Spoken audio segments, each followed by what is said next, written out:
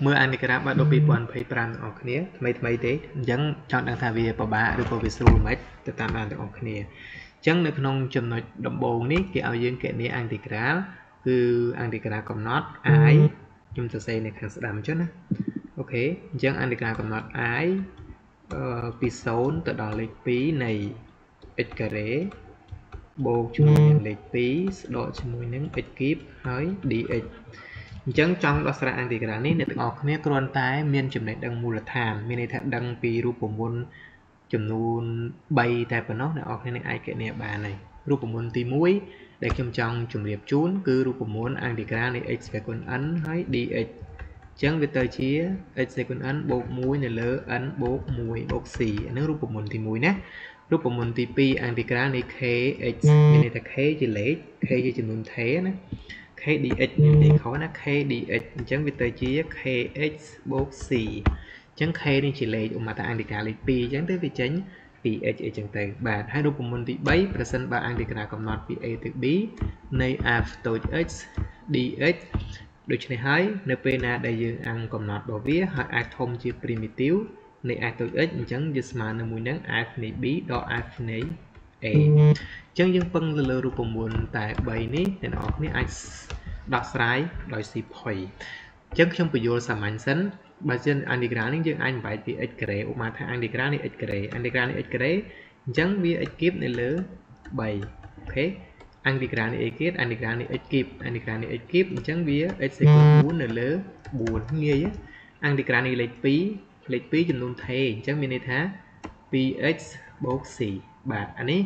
សិតជាអ្វីដែលយើងត្រូវយកទៅដាក់នៅក្នុងកន្លែងអង្គការកំណត់នៅខាងលើបាទតោះឥឡូវបានប៉ុណ្្នឹងហើយខ្ញុំយកមកដោះស្រាយជូនតែម្ដងនៅខាងក្រោមនេះណាអូខេអញ្ចឹងផ្នែកខាងស្ដាំខ្ញុំសរសេរជាពណ៌ក្រហមនេះខ្ញុំសរសេរជាលក្ខណៈថារូបមន្តដែលត្រូវយកមកប្រើហើយចំណែកឯផ្នែកខាងឆ្វេងនៅខាងក្រោមផ្ទាំងលំហាត់នេះខ្ញុំនឹងសរសេរចម្លើយជូនដូចយើងប្រឡងបាក់រូបចឹងអញ្ចឹងអង្គការពី0ទៅលេខ2នៃ x ការ៉េបូកជាមួយលេខ2ដកជាមួយនឹង x គីបហើយ dx អញ្ចឹងអ្នកទាំងអស់គ្នាគ្រាន់តែអង្គការនៃ x ការ៉េមិនយើងដឹងតែអង្គការនៃ x ការ៉េអញ្ចឹងចេញ x គីបនៅលើ3ហើយបូកជាមួយនឹងអង្គការនេះ2ចេញ 2x អង្គការ x គីបចេញ x សេគុណ4នៅលើ4ងាយឃើញហើយអញ្ចឹងអត់មានអីពិបាកទេអ្នកនរគ្នាពេលបានប៉ុណ្ណេះហើយអង្គការកំណត់យើងដាក់វាថាពី a ទៅ b អញ្ចឹង a របស់យើងដូចលេខ0ហើយ b របស់យើងដូចលេខ2ចឹងមានន័យថាយើងអស់គ្នាទៅយកលេខ2មកជួសក្នុងហ្នឹងហើយយកលេខ0មកជួសក្នុងហ្នឹងយកលេខ2មកជួសក្នុងហ្នឹងឃើញប្រមាណ2គីបគឺ8អញ្ចឹង8លើ3 2 ដង 4 ដកជាមួយនឹង2សេគុណ4 16 16ចែកនឹង4បាន4ឃើញទេដល់ពេលអាមួយទៀតគឺលេខ0នឹងឯងអញ្ចឹង0ចែក3បាន0 2គុណ0បាន0ដែរដល់ពេល0ទៅគុណ4ចែកនឹង4ក៏បាន0ដែរអញ្ចឹងណាខ្ញុំចង់និយាយថាពេលដែលយើងធ្វើអត្ថន័យមានន័យថាយើងយកលេខ2ហ្នឹងមកដាក់នៅកន្លែងហ្នឹងយកលេខ2មកដាក់នៅកន្លែងនេះយកលេខ2មកដាក់នៅកន្លែងនេះអា3ហ្នឹងណាអា3ហ្នឹងបានលទ្ធផលពួកនេះឃើញទេបានលទ្ធផលពួកហ្នឹងដល់ពេលលេខ0នេះយកមកដាក់លេខ0ហ្នឹងណាយកមកដាក់នៅជាមួយនឹងអស់នេះដាក់នឹងផងដាក់នេះផងដាក់នេះផងអីហ្នឹងបានមកលទ្ធផល0នេះអញ្ចឹងចម្លើយចុងក្រោយរបស់វាគឺអីគេ4 14អស់ហើយចឹងសល់តែ8លើ3អាហ្នឹងគឺជាចម្លើយងាយឃើញទេអត់មានអីលំបាកសម្រាប់អ្នកទាំងអស់គ្នាទេបាទអូខេអញ្ចឹងខ្ញុំលុបនៅផ្នែកខាងស្ដាំនេះចេញដើម្បីខ្ញុំបញ្យល់ទៅដល់លំហាត់ពពុះអីលំហាត់អក្សរនឹងដដែលក៏ប៉ុន្តែអក្សរ J មួយនៅក្នុងរ៉ូម៉ាំងនឹងដដែលអញ្ចឹងអង្គការនៅក្នុងថ្នាក់វិទ្យាសាស្ត្រពិតបន្ទុកវាបានទៅដល់ប្រមាណបានទៅដល់15បន្ទុកអញ្ចឹងយើងវាសំខាន់សម្រាប់យើងដែរហើយវាចេញរាល់ឆ្នាំទៀតបាទអញ្ចឹងយើងមើលអង្គការរបស់អក្សរ J អង្គការអក្សរ J1 អញ្ចឹង J1 គឺអង្គការពី0ទៅ1នៃ x ហើយ dx ហើយនៅលើ1បូក x ការ៉េនៅក្នុងអង្គការនេះអ្នកនរគ្នាចេះតែរូបមន្តមួយមកហើយថែមទៅលើរូបមន្តអង្គការកំណត់ទៀតអ្នកទាំងអស់គ្នាអាចធ្វើបានដោយស៊ីផុយបាទតែខ្ញុំនិយាយស៊ីផុយនេះខ្ញុំនិយាយប្រហកឬក៏មែនឡើងអស់នេះចាំមើលណាអ្នកទាំងអស់គ្នាពឹងផ្អែកលើរូបមន្តទី1គឺ s' នៃ x នៅលើ fx dx គឺស្មើជាមួយនឹង logarithm នៃ នៃ fx បូក c អញ្ចឹងអ្នកនរគ្នាក៏លេខមើល J1 របស់យើងនេះ x ហើយនឹង1បូកជាមួយនឹង x ការ៉េអញ្ចឹងបើយើងសរសេរទៅយើងអាចដាក់ថា1បូក x ការ៉េ derivative អាហ្នឹងវា x' មកអីបាទបូកជាមួយនឹង x ការ៉េពេលណា derivative លេខ1ចេញ0បាទនិយាយ derivative x ការ៉េវាចេញ 2x វាចេញ 2x របស់យើងដើមនេះមានតែ x ទេអញ្ចឹងយើងចែកវានឹង2វិញមកដាក់1លើ2មកអញ្ចឹងពេលដែល antigraph ដាក់មកនេះ antigraph ចេះដាក់នេះ antigraph បែបនេះអញ្ចឹងអ្នកនរគ្នាឃើញនេះអាដុំមុខនេះគឺ x' នៅលើ f ហើយអញ្ចឹងវា1លើ2 logarithm នៃ fx អញ្ចឹង1បូកនឹង x ការ៉េឃើញអត់អញ្ចឹងបើវាកំណត់យើងគ្រាន់តែយកតម្លៃវាយកមកជួសដូចមិញទៅជាការស្រេចបាទអញ្ចឹងខ្ញុំយកមកធ្វើនៅខាងក្រោមដើម្បីទុកអនុជាចម្លើយណា antigraph J1 របស់យើងគឺ antigraph ពី0ទៅ1កំណត់ណា h ហើយ dx ហើយបន្តមកទៀតនៅលើ1បូកជាមួយនឹង x ការ៉េអញ្ចឹងដូចអ្វីដែលយើងព្រមព្រៀងគ្នាមិញគឺ01ឥឡូវនេះគឺអីគេគឺ1បូកជាមួយនឹង x ការ៉េហើយ derivative អានឹង f' នៅលើ fx គឺ1បូកនឹង x ការ៉េហើយ dx ក៏ប៉ុន្តែដូចបញ្ជាក់ជូនអញ្ចឹង derivative លេខ1ចេញ0ហើយ derivative x ការ៉េនេះវាចេញពី x អញ្ចឹងវាលើសលេខ2ដាក់1លើ2ដាក់ខាងក្រៅក៏បានអត់បញ្ហាអញ្ចឹងវាទៅជា1លើ2 logarit នៃពណ៌នៃ1បូកជាមួយនឹង x ការ៉េដោយសារវាកំណត់យើងកំណត់វាទៅដាក់1លើ2នៅខាងក្រៅហ្មងទៅហើយនេះ0ទៅ1យកលេខ1មកជួសយកលេខ0មកជួសអញ្ចឹង1ភាគ2យកលេខ1មកជួសមកអញ្ចឹងវាទៅជា1បូក1វាទៅជាចេញ logarit នៃពណ៌នេះ2ដាក់ម្ដងខាត់ក៏បានមិនទាន់ដាក់ក៏បានដែរព្រោះវាវិជ្ជមានហើយអាហ្នឹងណាដល់ម្ដងខាត់គេដាក់ខៀងវាកុំឲ្យវាអវិជ្ជមានតែពេលយកលេខ0មកជួសកន្លែងនេះលេខ0មកជួសកន្លែងហ្នឹងបាន0អញ្ចឹងសល់ logarit នៃពណ៌នៃ1អញ្ចឹងវាសល់អីគេវាសល់1ភាគ2អា logarit នៃពណ៌នៃ1គឺចេញ0មិននិយាយទេអញ្ចឹងសល់ logarit នៃពណ៌នៃ2ចង់សរសេរឲ្យស្រួលទៀតគឺ logarit នៃពណ៌នៃ4អញ្ចឹង J1 យើងបានចម្លើយហើយដោយមិនមានភាពស្ទាក់ស្ទើរឃើញទេយើងទៅមើលទៀតតើគេឲ្យយើងគណនា J អីទៀតពេលដែលបាន J1 ហើយ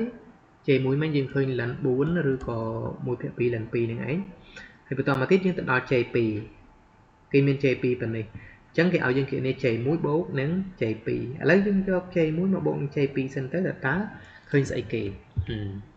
ខេអញ្ចឹងយើងបាន J1 ហើយខ្ញុំសរសេរនៅផ្នែកខាងស្ដាំហ្មងទៅឲ្យវាចិត្តគ្នាហ្មងណាស្រួលយើងមើល J2 គេឲ្យមកថាវាគឺជា x គីបantigraph វាដូចជា0ទៅ1ដូចគ្នាណាមើលសិនអូខេពី0ទៅ1ដូចគ្នាពី0ទៅ1ដូចគ្នាអានេះនៅលើ1បូកនឹង x ការ៉េ dx អញ្ចឹងគេឲ្យគណនា J1 បូកជាមួយនឹង J2 J1 បូក J2 យើងយកមកបូកគ្នាទៅ J1 ស្អីគេនេះ x នៅលើ1បូក x ការ៉េ x នៅលើ1បូក x ការ៉េ J2 គឺ x gives នៅលើ1បូក x ការ៉េ dx ដាក់អញ្ចឹងមក antigraph ពី0ទៅ1ដាក់វិញដដែលបាទពេលយើងបូកហើយវាចេញអីគេនេះភាគបែងដូចគ្នាមែនអត់អញ្ចឹងបូកភាគយក1ភាគយកអញ្ចឹងវាខ្ចីបញ្ញត្តិថាក៏មកប្រើទេអត់បញ្ហាទេអញ្ចឹងពេលចេញមកនេះអាមួយនេះអាពីរនេះ x បូកជាមួយនឹង x gives វាបាន x បូកនឹង x gives ដាក់ x ជាកតាមកនៅសល់1បូកនឹង a ការ៉េ x ការ៉េបាទអញ្ចឹងកន្លែងនេះខ្ញុំចង់ដាក់បែបនេះទៅខ្ញុំដាក់ x ជាកតាហើយទៅវាសល់1បូកនឹង x ការ៉េអាក្រោមនេះ1បូកនឹង x ការ៉េនេះចាំស្រាច់ដល់ដំណាក់កាលនេះកាត់វាសម្រួលវាចោលទៅបាទសម្រួលវាចេញទៅបាទបន្ទាប់មកទៀតយើងនៅសល់ antigraph ពី0ទៅ1នៃនៅសល់តែ x នេះ antigraph នេះ x នេះវាចេញអីគេទៅ1ភាគ2 x ការ៉េកំណត់វាពី0ទៅលេខ1ជួសលេខ1ចូលមក1លើ2 1ការ៉េ1ដដែលជួសលេខ0ចូល0អញ្ចឹង J1 បូក J2 ស្មើ1ភាគ2រួចរាល់ពេលដែលយើងឃើញ J1 បូក J2 នឹងហើយស្មើនឹង1ភាគ2ហើយគេឲ្យយើងទាញរក J2 អញ្ចឹងយើងគិតទៅ J1 បូក J2 ស្មើ1ភាគ2អញ្ចឹងយើងអាចទាញរក J2 បានទេ J2 ស្មើ1ភាគ2ដកជាមួយនឹង J1 J1 មានតា J1 នេះ J1 នៅខាងលើតិច J1 នៅខាងលើនេះបាទនេះលិន4អានឹង J1 J1 លិន4អញ្ចឹងវាស្មើជាមួយនឹង1ភាគ2ដកជាមួយនឹងលិន4 J2 ឃើញទៀតចប់ចម្លើយ J2 ប៉ុណ្្នឹងមកដល់ចុងក្រោយគេគណនាឲ្យយើងគណនាអីគេ K antigraph K តែម្ដងចា antigraph K វាត្រូវឆ្លើយតែម្នាក់ឯងទៅត្រីកោណមៀតឯណាណីអញ្ចឹងត្រីកោណមៀតក៏អត់បញ្ហាដែរអានឹងគួរដែលខ្ញុំដាក់ពណ៌វាខុសគេដើម្បីឲ្យបញ្ជាក់ថាហ្នឹងវាខុសគេអញ្ចឹងដាក់ពណ៌អីពណ៌សចុះ ចឹងអន្តរការ k អន្តរការ k គឺពី0ទៅ p លើ5 pi លើ2លំហាត់វាស៊ីនការ៉េ x ហើយកុសវាគុណ 4x បូកជាមួយនឹងអីគេទៀតស៊ីនវាគុណ 4 វិញណោះហើយកុសស្វ័យគុណ 2 វិញស្ដីណាយនៃទៀតបាទអូខេអញ្ចឹងអ្នកនរគ្នាឃើញស៊ីនការ៉េអាមុខនេះមានស៊ីនការ៉េអាមុខនេះមានស៊ីនការ៉េអានេះមានស៊ីនវាគុណ 4អានេះមានកុសវាគុណ 4អានេះមានកុសការ៉េអញ្ចឹង factor របស់វារួមគ្នាគឺស៊ីនការ៉េ x ជាមួយនឹងកុសការ៉េ x អញ្ចឹងយើងដាក់ស៊ីនការ៉េ x កុសការ៉េ x ជាកតាមកកន្លែងហ្នឹងវាសល់អីគេអញ្ចឹងយើងមានរបាយយើងដាក់វាជាកតាដោយគ្មានខ្លាចចិត្តអ្នកណាទេបាទអ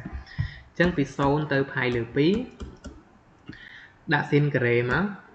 ស៊ីនការ៉េ x ហើយនឹងកុសការ៉េ x ជាកតាទូទី1ស៊ីនការ៉េ x កាត់អស់ហើយនៅសល់តែកុសការ៉េទេបាទទូទី2កុសការ៉េកាត់ចោលហើយនៅសល់តែស៊ីនការ៉េទេបាទប៉ុន្តែវាចង្រៃអីវាមិនចង្រៃទេវាសំណាងគឺអាស៊ីនការ៉េបូកកុសការ៉េនេះតម្លៃវាស្មើ number 1ពីព្រោះនៅក្នុងរូបមន្តត្រីកោណមាត្រអានឹងរូបមន្តមូលដ្ឋានគ្រឹះរបស់ត្រីកោណមាត្រហើយអញ្ចឹងលេខ1ឡើងខ្វល់ហើយអញ្ចឹងនៅសល់អីគេសង្ខេបមើលនៅសល់អីគេអានឹងសល់តែស៊ីនការ៉េ x គុណនឹងកុសការ៉េ x ហើយ dx តែប៉ុណ្ណោះបាទពេលដែលអន្តរការនេះវាចាប់ផ្ដើមកាន់តែទម្រង់វាកាន់តែងាយទៅបាទងាយទៅណាចឹងមិនស្រួលមកអូខេងាយទៅបន្ទាប់ពីវាសល់ប៉ុណ្នេះហើយអ្នកទាំងអស់គ្នានៅត្រង់កន្លែងស៊ីនការ៉េ x កុសការ៉េ x នេះខ្ញុំយើងអាចធ្វើទៅតាមរូបមន្តយើងអាចមានផ្លូវផ្សេងក៏ប៉ុន្តែបើសិនជាតាមយោបល់ខ្ញុំយើងប្រើប្រាស់រូបមន្តអីគេស៊ីន 2x ស៊ីន 2x ស្មើនឹង2ស៊ីន x កុស x ក៏ប៉ុន្តែរបស់យើងនេះវាការ៉េទៀតអញ្ចឹងការ៉េផ្សាកលើនេះជាការ៉េមើលការ៉េអញ្ចឹងវាបើការ៉េបែបនេះវាទៅជាអីវាទៅជាអានេះវាទៅជា4ស៊ីនការ៉េ x កុសការ៉េ x អញ្ចឹងពេលបើយើងទាញរកស៊ីនការ៉េ x កុសការ៉េ x តើស្មើអីគេស៊ីនការ៉េ x កុសការ៉េ x ស្មើជាមួយនឹងស៊ីន2x លើកជាការ៉េនៅលើ4អញ្ចឹងកន្លែង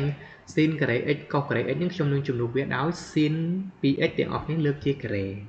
ចាំមើលខ្ញុំជួសចឹងដើម្បីអីអ្នកនរគ្នាណាអូខេ0 pi លើ2យើងជួសវាដោយស៊ីន 2x លើកជាការ៉េនៅលើ4 dx នៅពេលដែលយើងមានស៊ីន 2x លើកជាការ៉េនេះយើងចាប់ផ្ដើមគិតភ្លាមតើនឹងវាពាក់ព័ន្ធជាមួយរូបមន្តអីគេអ្នកនរគ្នាមានរូបមន្តមួយគឺរូបមន្តនេះកុស 2x កុស 2x វាស្មើជាមួយនឹងបើវាអាច3ណាវាអាចកុសការ៉េ x ដកជាមួយនឹងស៊ីនការ៉េ x ឬក៏បើសិនជាយើងចង់វាមានឲ្យមានតម្លៃស៊ីនវាលុះត្រាតែយើងទៅសេ1ដក2ស៊ីនការ៉េ x អញ្ចឹងបើសិនជាយើងក្នុងកលៈទេសៈនឹងយើងទាញវាយកស៊ីនការ៉េ x ណា2ស៊ីនការ៉េ x ស្មើនឹងបោះ1មកខាងនេះវិញមកបោះ1នៅនឹងដែរបោះកុសមកខាងនេះដកកុស 2x អញ្ចឹងបើយើងទាញរកស៊ីនការ៉េ x អញ្ចឹងវាទៅជា1ដកកុស 2x នៅលើលេខ2កន្លែងនេះខ្ញុំចង់ពន្យល់អ្នកនរគ្នាណាបើដាក់រូបមន្តយកប្លុកបានតែខ្ញុំចង់ពន្យល់បើកន្លែងនេះកុស2កន្លែងនេះតែ1ទេអញ្ចឹងរបស់យើងនេះមិនមែនអញ្ចឹងទេរបស់យើងកន្លែងនេះ2បាទស៊ីនការ៉េ 2x បាទអញ្ចឹងវាលុះត្រាតែយើងដាក់នេះកុសហ្នឹងវាឡើងប្រហែល2ដងវាឡើង 4x នៅលើ2អញ្ចឹងស៊ីនការ៉េ 2x ហ្នឹងឬក៏ស៊ីន 2x ទាំងអស់គ្នាលើកជាការ៉េហ្នឹងវាស្មើជាមួយនឹង1ដកកុស 4x អញ្ចឹងយើងដាក់វាជំនួសវាចូលមកកន្លែងហ្នឹងមានតែអីទៅពិបាកគ្នាយើងបាទ0 pi លើ2បន្តមកទៀតកន្លែងស៊ីនការ៉េ 2x ឬក៏ស៊ីនអត្តន័យវាអាហ្នឹងមានន័យថាអញ្ចឹងណាមានន័យថាស៊ីនការ៉េនៃ 2x ដោយអត្តន័យរបស់យើងនេះអញ្ចឹងណាអញ្ចឹងយើងជួសវាដោយ1លើ4ដាក់មកក្រៅទៅខ្ជិលញ៉ៃណាអូខេដាក់នេះជួសដោយ1ដកកុស 4x នៅលើលេខ2 dx លេខ2ហ្នឹងថ្ងៃក្រោយយកវាមកក្រៅទៀតវាទៅជា1លើ8អន្តរការកំណត់ពី0ទៅ pi លើ2នៃខាងក្នុងនេះនៅសល់តែ1បូកដកជាមួយនឹងកុស 4x dx មកដល់កន្លែងនេះយើងអាចអាំងបានហើយយើងពឹងរូបមន្តស្អីគេក្រៅពីអានេះហើយក្រៅពីអាមួយនេះហើយយើងពឹងលើរូបមន្តអាំងកុសអន្តរការនេះកុសនេះអាំងកុស ax dx ពួកមុនណាស្មើជាមួយ1លើ a sin ax បូក c អញ្ចឹងអានេះ a របស់យើងវាដូចលេខ4អញ្ចឹងបើអានកុស 4x dx អញ្ចឹងវាទៅស្មើនឹង1លើ 4 ហើយ sin 4x បូក c ប៉ុន្តែដល់ពេលរបស់យើងមិនបូក c ទេព្រោះយើងអន្តរការកំណត់ស្រាប់ហើយអញ្ចឹង1លើ 8 អន្តរការលេខ1ចេញ x ធម្មតាអន្តរការកុស 4x នេះវាចេញ1លើ 4 sin 4x បិទអន្តរការមកគឺពី0ទៅ p លើ pi លើ 2បាទនេះ0ណាមិនលេខ6អញ្ចឹង1លើ 8ជួសលេខ pi លើ 2ចូលមកអញ្ចឹង x នេះជួស pi លើ 2ចូល1លើ 4 sin 4គុណនឹង pi លើ 2 sin 4គុណនឹង pi លើ 2 4គុណនឹង pi លើ 2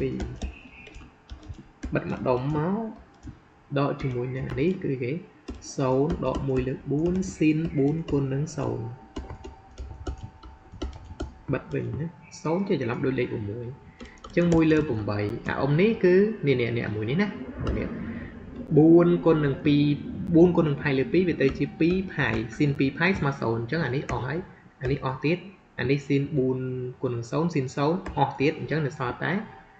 ម្ដុំនេះនៅសល់តែ pi លើ2ទេអញ្ចឹងលទ្ធផលគឺ pi លើ8 2ដង16បាទអញ្ចឹងអន្តរការនេះវាប្រហែល15ពិន្ទុ15ពិន្ទុនេះវាស៊ីស្អីឆ្ងាញ់ដែរបើសិនជាយើងអត់ច្បាស់ណាអូខេអញ្ចឹងខ្ញុំសរុបសេចក្តីមកវិញអ្នកនរគ្នាមេរៀនអន្តរការនៅក្នុងឆ្នាំ2025លំហាត់ឲ្យចេញប្រឡងនេះវាមានលក្ខណៈរៀងស្មុគស្មាញជាងឆ្នាំរដងតិចបាទអូខេប៉ុន្តែខ្ញុំគិតថាអ្នកនរគ្នាអាចដោះស្រាយបានអញ្ចឹងអ្នកនរអាចមើលវីដេអូហ្នឹងទៅហើយបើសិនបើមានសំណួរអាច comment នៅខាងក្រោមវីដេអូបានណាបាយបាយជួបគ្នានៅវីដេអូក្រោយទៀតបាទ